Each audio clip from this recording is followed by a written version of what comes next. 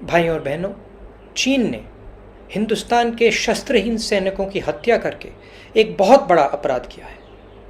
मैं पूछना चाहता हूँ, इन वीरों को बिना हथियार खतरे की ओर किसने भेजा और क्यों भेजा? कौन जिम्मेदार है? धन्यवाद।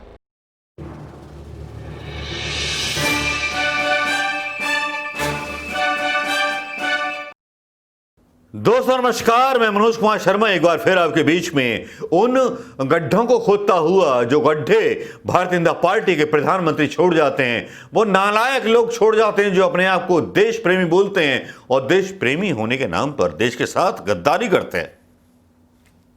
अब यही बोलना बाकी रह गया है, और बोलूं भी क्यों नहीं, क्योंकि आप लोग मेरे सब्सक्राइबर्स हैं, आप तक सारी बात पहुंचनी बहुत जरूरी है।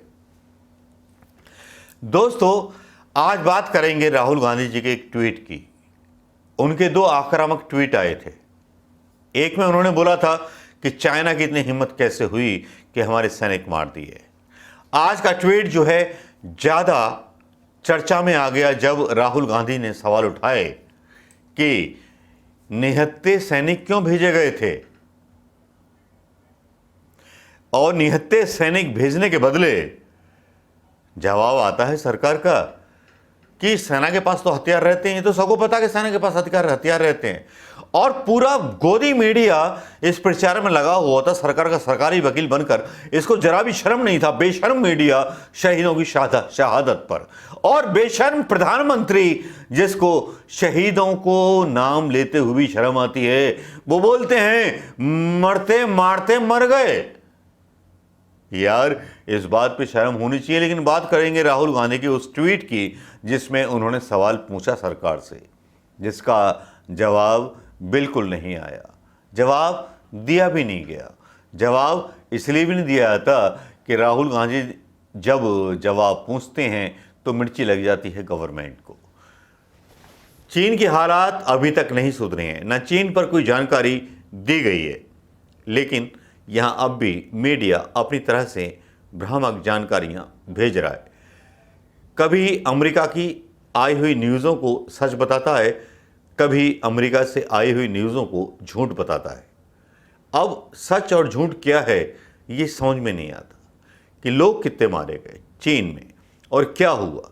लेकिन राहुल गांधी के ट्वीट के बाद कम से कम इतना असर तो हुआ कि कम से कम यहाँ ये कहा जाने लगा कि बातचीत हो रही है, सब कुछ हो रहा है, बदला लेने की बात नहीं की गई।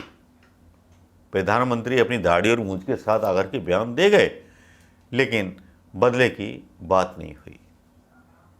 क्या बदला नहीं लिया जाना चाहिए? क्या जो 20 लोग मारे गए, क्या उनके परिवारों को न्याय मिल पाएगा? छत विक्षिप्त शव मिले उनके, अगर उनके पास हथियार होते तो क्या वो मारे जाते? क्या उनकी हत्या की जाती? चैन के डंडे बना करके, कील के डंडे बना करके मारा गया उनको। उनके पास हथियार होते तो क्या बचाव नहीं कर सकते थे अपना? आप फैसला कीजिए, गद्दार गोदी मीडिया और शहीदों को, जिन शहीदों ने अपनी जान दे दी, वो किसके लिए मरे? देश की सीमा के लिए मरे। उन लोगों ने अपनी शहादत दे दी। ऑर्डर है ऊपर से, हथियार लेके नहीं जाना है तो नहीं जाएंगे। हथियार हैं हमारे पास, लेकिन कैंप में रखे जाएंगे। बड़ी खोखली सी दलीलें नजर आती हैं। भारतीय जनता पार्टी की नामर्दगी समझ में आ जाती है। अभी तक सर्जिकल स्ट्राइक जैसा कुछ करके दिखा दो प्रधानमंत्री मोदी जी, एक पिक्चर बनवा दो कि आपने कुछ किया था चीन में भी, वो भी करवा दो। अब एक आरोप यहां लगाया जाता है, एक आरोप ये लगाया जाता है कि चीन अपनी खबर नहीं बता रहा क्योंकि वो नहीं चाहता कि उसकी बेइज्जती हो। लेकिन भारत की खबर तो बाहर आ गई, तो इसका मतलब लोकतंत्र भारत में है, चीन में है ही नहीं। चलो चीन में ना हो, लेकिन बालाकोट स्ट्राइक या जो सर्जिकल स्ट्राइक की थी हमारी सेना ने, पाकिस्तान ने भी नहीं बताया। पाकिस्तान ने तो कौवे पोस्ट कर दिए थे मरे हुए कि यहां आप बमबारी करके चले गए, और हमारा ही एक पायलट वहां पर गिरफ्तार हो गया था। तो हम नियत पे कैसे भरोसा करें? किस किस बात पर भरोसा करें, किस किस चीज़ पर भरोसा करें। प्रधानमंत्री मोदी जी, आप, मुझे लगता है, देश झुकने नहीं दूंगा, देश बिकने नहीं दूंगा। मुझे लगता है आप देश बेचने के लिए आए हो। आप बिहार में 11 लोगों की मौत हुई है।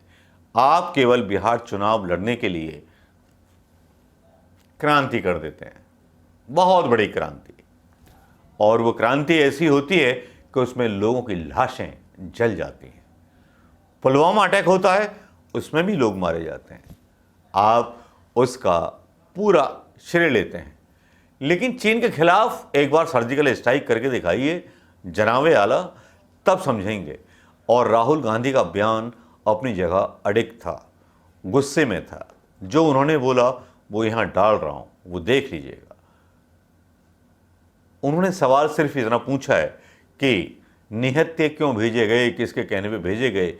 ये मैं अपने उस वीडियो में डाल चुका हूं, परसों वाले या कल वाले, जिसमें मैंने यही सवाल उठाया था कि निहत्थे क्यों भेजे गए हमारे जवान, उनके हाथ में हथियार क्यों नहीं थे, उनके तंबू में, उनके टेंट में हथियार क्यों रखवा लिए गए। क्या दोस्तों आपको लगता नहीं है कि यहाँ भी अपनी राजनीति के लिए राजनीति सैनिकों के साथ की जा रही है? अगर आपको ऐसा लगता है तो शेयर करना मत भूलिएगा दोस्तों। नमस्कार, जय हिंद।